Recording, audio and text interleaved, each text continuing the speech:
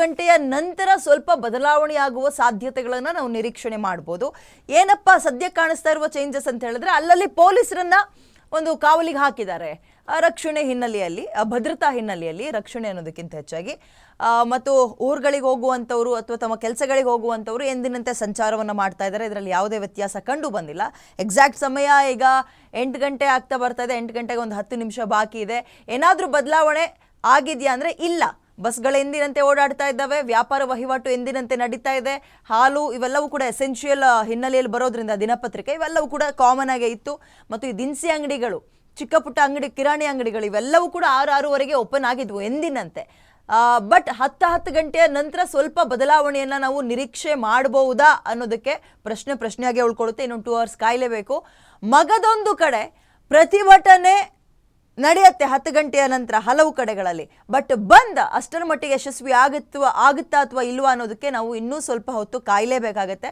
ಇನ್ನು ಬಸ್ಗಳು ಎಂದಿನಂತೆ ಓಡಾಟವನ್ನು ಮಾಡ್ತಾ ಇರೋದ್ರಿಂದ ಜಸ್ಟ್ ನೈತಿಕ ಬೆಂಬಲವನ್ನು ಅಷ್ಟೇ ಘೋಷಣೆ ಮಾಡಿವೆ. ಇನ್ನು ಬಸ್ ಡ್ರೈವರ್, ಕಂಡಕ್ಟರ್ ಅಂತ ನೋಡೋದಾದ್ರೆ, ಬಸ್ಗಳು ರಸ್ತೆಗಿಳಿದ ಮೇಲೆ ಅವರು ಕೂಡ ಡೆಫಿನೆಟ್ ಆಗಿ ಒಂದು ಸಪೋರ್ಟ್ ಅಂದರೆ ತಮ್ಮ ಕಾರ್ಯಕ್ಕೆ ವಾಪಸ್ ಆಗಲೇಬೇಕಾಗಿದೆ. ಹಾಗಾಗಿ ಅವರು ಕೂಡ ತಮ್ಮ ಕಾರ್ಯನಿರತರಾಗಿದ್ದಾರೆ. ಇನ್ನೊಂದೇನಪ್ಪ ಅಂತ ಹೇಳಿದ್ರೆ, ಅದಕ್ಕೂ ಮೀರಿ ಎಲ್ಲಾದರೂ ನಾವು ಪ್ರತಿಭಟನೆ ಮಾಡ್ತೀವಿ, ಬಂದ್ ಮಾಡ್ತೀವಿ ಅಂತ ಹೋದ್ರೆ, ಕಳೆದ ಬಾರಿ ಪ್ರೊಟೆಸ್ಟ್ ಸಂದರ್ಭದಲ್ಲೆಲ್ಲ ಪಾಪ ಆ ರೀತಿಯಾಗಿ ಮಾಡಿ ಕೆಲವರು ಸಿಗಾಕೊಂಡಿದ್ರು, ಕೆಲಸದಿಂದಲೇ ವಜಾ ಮಾಡಿ ಹಾಕಿದ್ರು.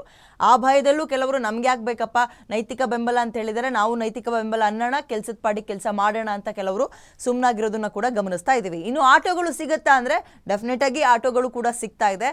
ಸೊ ಬಂದ ವಾತಾವರಣ ಇವತ್ತಿನ ಅಷ್ಟಾಗಿ ಕಾಣಿಸ್ತಾ ಇಲ್ಲ. ಅಷ್ಟೊಂದು ದೊಡ್ಡ ಮಟ್ಟದಲ್ಲಿ ಆರಂಭದಲ್ಲಿ ಇಂಪ್ಯಾಕ್ಟ್ ಆದಂಗೆ ಕಾಣಿಸ್ತಿಲ್ಲ. ಇವರು ಹೇಳಿದಂತಹ ಸಮಯ ಎಷ್ಟು ಹೇಳಿ, ಬೆಳಗ್ಗೆ 6 ಗಂಟೆಯಿಂದ ಸಂಜೆ 6 ಗಂಟೆದಂತ.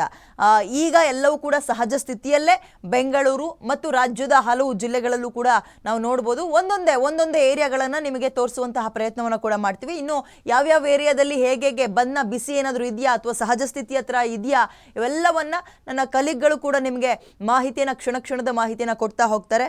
ಸೊ ಸದ್ಯ ಪರಿಸ್ಥಿತಿ ಸಹಜ ಸ್ಥಿತಿಯಲ್ಲೇ ಇದೆ. ಏನು ಬಳ್ಳಾರಿ ಕಡೆ ಹೋಗೋಣ. ಗಣಿನಾಡು ಬಳ್ಳಾರಿಯಲ್ಲಿ ಬಂದ್ಗಿಲ್ಲ ಜನ ಬೆಂಬಲ. ಬಳ್ಳಾರಿಯಲ್ಲಿ ಎಂದಿನಂತೆ ಬಸ್, ಆಟೋ ಸಂಚಾರ ಇದೆ. ನಗರದ ರಾಯಲ್ ವೃತ್ತದಲ್ಲಿ ಪೊಲೀಸರನ್ನ ನಿಯೋಜನೆ ಮಾಡಿದ್ದಾರೆ. ಬೆಳಗ್ಗೆ 10 ಗಂಟೆ ನಂತರ ಪ್ರತಿಭಟನೆಗೆ ನಿರ್ಧಾರ. ಎಸ್, ನಗರದ ಮೋತಿ ಸರ್ಕಲ್, ಸಂಗಮ್ ಸರ್ಕಲ್, ಬಳ್ಳಾರಿಯ ಬಹುತೇಕ ರಸ್ತೆಗಳಲ್ಲಿ ವಾಹನ ಸಂಚಾರ ಯಥಾಸ್ಥಿತಿಯಲ್ಲಿದೆ. ಅದೇ ಹೇಳಿದ್ದು, 10-10:30 ನಂತರ ನಮಗೆ ಬಂದ್ ಹೇಗಿರಬಹುದು ಅನ್ನೋದು ಗೊತ್ತಾಗ್ತಾ ಹೋಗುತ್ತೆ. ನೆಲ ಜಲ ಭಾಷೆಗಾಗಿ ನಡೆಸ್ತಾ ಇರುವಂತಹ ಈ ಬಂದ್ಗೆ ಈ ಪ್ರತಿಭಟನೆಗೆ, ಬಂದ್ಗೆ ಯಾರ ಸಹಕಾರ, ಸಪೋರ್ಟ್ ಹೇಗಿದೆ ಅನ್ನುವಂಥದ್ದು ಬಹುಶಃ 10 ಗಂಟೆಯ ನಂತರ ನಾವು ನಿರೀಕ್ಷೆ ಮಾಡ್ಬೋದು. ಪ್ರತಿಭಟನೆಗಳು ಹಲವು ಕಡೆ ನಡೆಯುತ್ತೆ. ಮುಖ್ಯವಾದಂತಹ ವೃತ್ತ ಅಥವಾ ಸರ್ಕಲ್ಗಳಲ್ಲಿ ಒಂದು ಇಷ್ಟಿಷ್ಟು ಜನ ಅಂತ ಗುಂಪಾಗಿ ಪ್ರತಿಭಟನೆ ಮಾಡ್ತಾರೆ. ಪ್ರತಿಭಟನೆ ಫೈನ್, ಬಟ್ ಬಂದ್ ಅಂದ್ರೆ ಏನು ಹೇಳಿ, ಯಾರು ಕೂಡ ರಸ್ತೆ ಮೇಲೆ ಓಡಾಡಬಾರ್ದು. ಜಾಸ್ತಿ ಬಸ್ಗಳು ಓಡಾಟ ಮಾಡಬಾರ್ದು, ಆಟೋಗಳು ಓಡಾಟ ಮಾಡಬಾರ್ದು, ಮೆಟ್ರೋಗಳು ಇರಬಾರ್ದು. ನಮಗೆ ಬೇಕಾಗುವಂತಹ ದಿನನಿತ್ಯದ ವಸ್ತುಗಳು ಅಷ್ಟೊಂದು ಸುಲಭವಾಗಿ ನಮ್ಮ ಕೈಗೆ ಸಿಗಬಾರ್ದು.